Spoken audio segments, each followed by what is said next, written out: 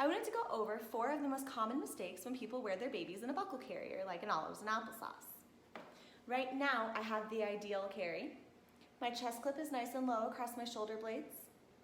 My baby is snug to me, but not super tight, so the baby's back is supported to maintain a 2-finger gap between chin and chest. Close enough to kiss. Nice in position, so his knees are higher than his bottom.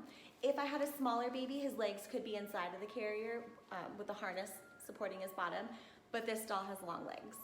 And my waistband, the top of my waistband is parallel to the ground, and it's not too tight. It's just nice and snug to hold baby's weight.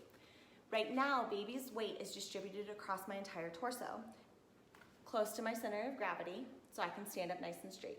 I have bad posture, so you may see me slump forward a little bit. That's just bad habits. That's not the carrier pulling me forward, and that's one thing that we want to avoid. All right, we are going to start with our chest clip. You can see how now it's up against my neck. This hurts. It's pulling me forward. It puts a lot of pressure on my neck, especially with that buckle so close to my spine. And it's also pulling my arms forward and digging into my armpits. This is no fun. So how do you correct it? This buckle actually slides up and down on the webbing to be lower on the shoulder strap.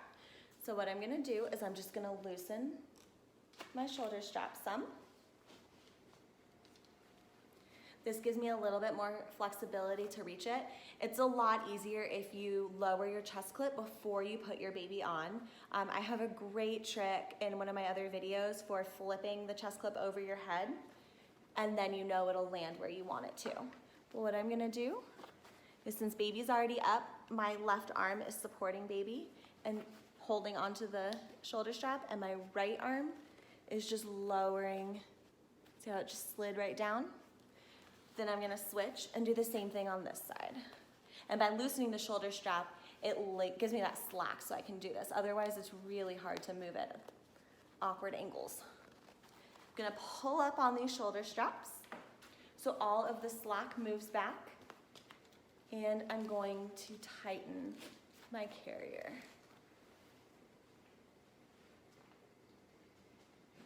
Tighten on both sides.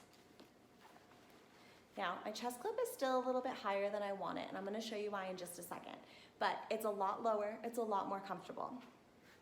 The second mistake that I see people make is they're just determined to tighten the PFAs. These are PFAs.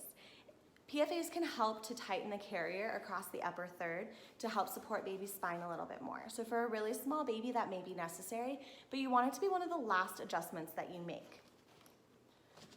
For this demo doll, he's nice and big. We don't need these tightened. They can be helpful for feeding to keep them tighter, but it can also cause the padding on your shoulder strap to end up too high, and you may prefer it, depending on the shape of your body, if it is a little bit longer. And for the purposes of this demonstration, it also helps to lower my chest clip.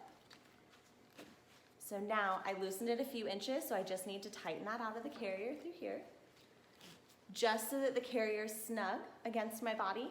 I don't need it super tight. I can easily tighten this more.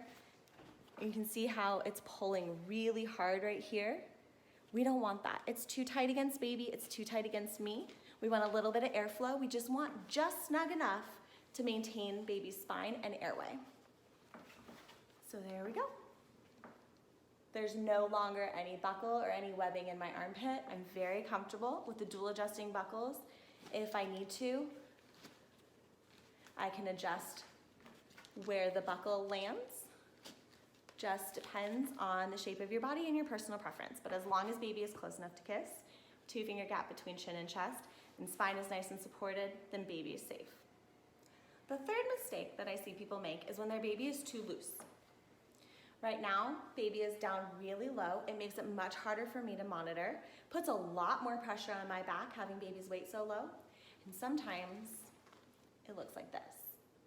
So you have the person who's walking around holding their baby because the carrier isn't actually doing any of the support for them. They're having to do it all themselves.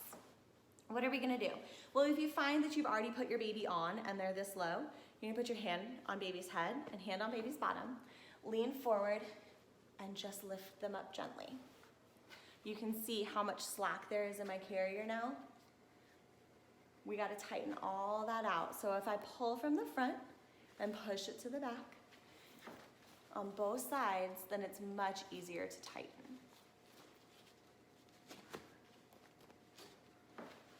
Do it on this side.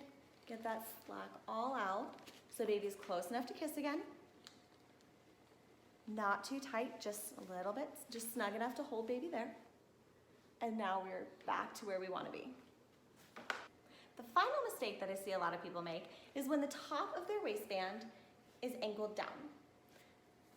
There's gapping right here underneath baby's bottom, and it pushes this buckle into my spine, putting a lot of pressure there. Nobody wants pressure on their spine from all this hard plastic. So what we're gonna do here is we're just gonna loosen it. I'm gonna take the waistband and push it flat against my stomach and just keep the waistband nice and level with the ground, and then snug it up. This does not have to be so tight that it's digging into your stomach, just enough to support baby's weight. Oftentimes when we adjust this, we also need to adjust our shoulder straps because we moved and created a little bit of slack. Pretty easy to make these adjustments. Let me know if you have any questions, and we'll have a back carry video coming.